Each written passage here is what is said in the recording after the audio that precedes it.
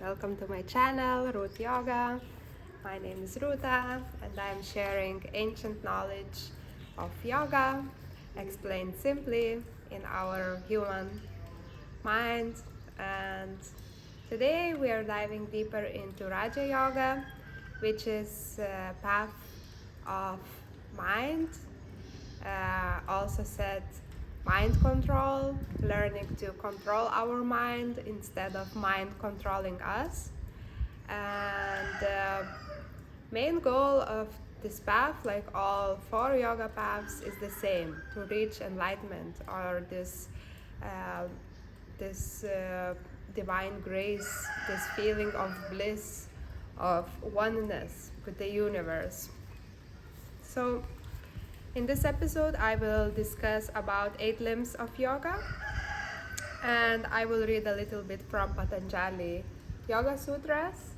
Uh, Patanjali was ancient wisdom keeper, and he was the first to write down some aspects about yoga for people in the future to study on them. So many teachers, many gurus after him, they they were practicing according to Patanjali, and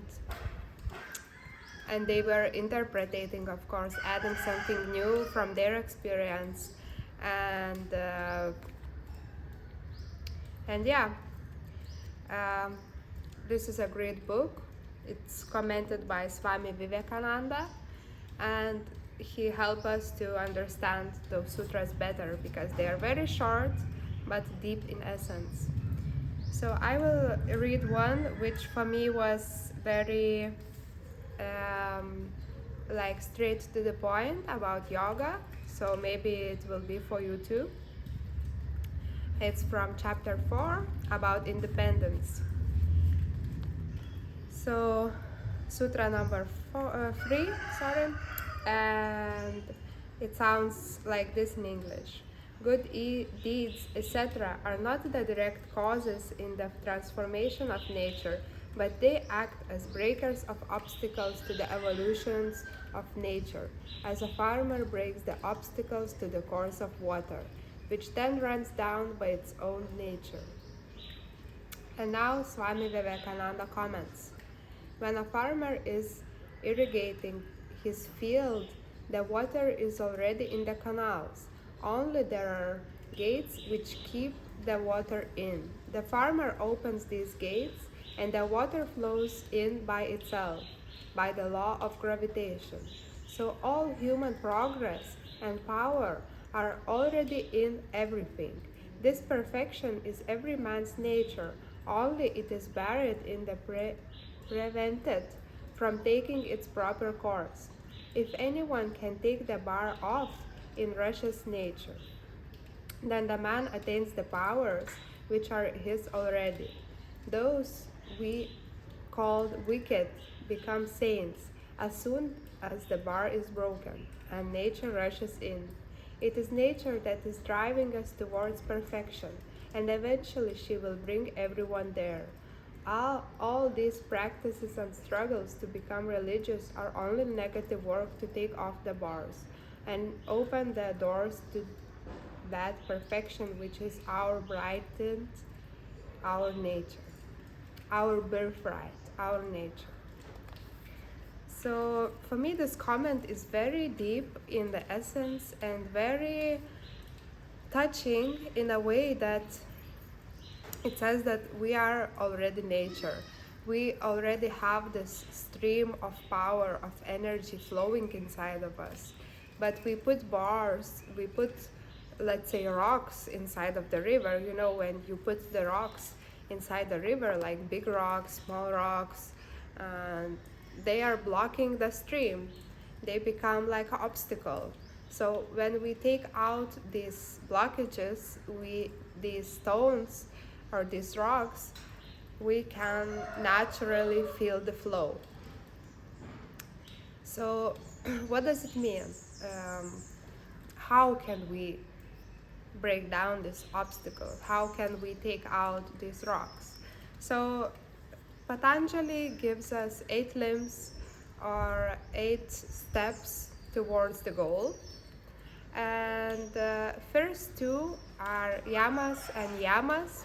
We will have a separate video about it because I feel it's very important, because many people start practicing yoga without knowing the first 2 steps, Yama and Niyama, which is self-discipline and discipline with others. So I will not go deep inside now, but I could say these are like moral truths about saying the truth, not killing, not harming, not collecting, being happy with what you already have, not stealing, and just very basic morals. But sometimes we forget about them. Sometimes we think maybe it's okay to lie sometimes, or we are humans, it's natural and it's fine. But if we want to go deeper, we need to understand Yama and Niyama every day. Next step is asana.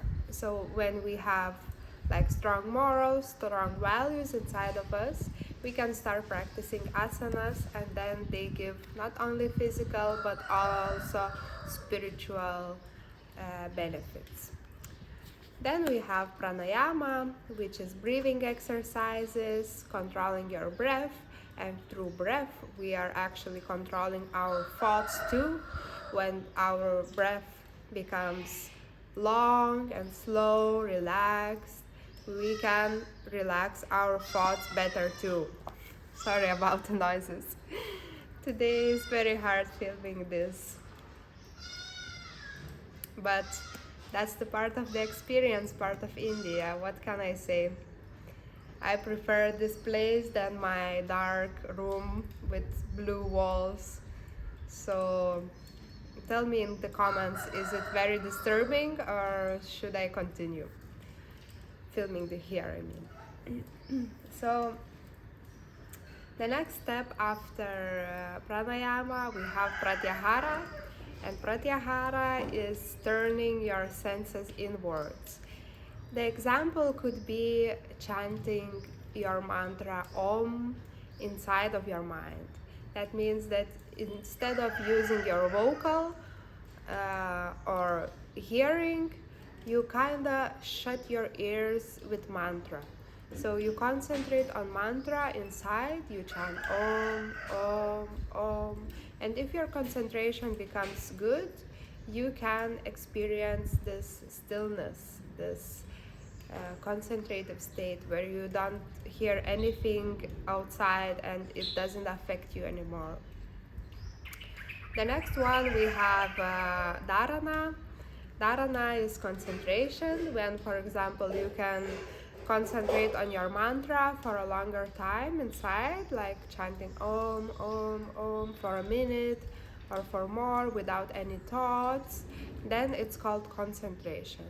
And after concentration comes dhyana, which is meditation. So if we can keep our concentration for a minute, for 2, just to one specific point or specific thought, like Om or Soham or any other mantra, or like visual image, you can concentrate on your guru, on the landscape inside of you, anything which is like uplifting you.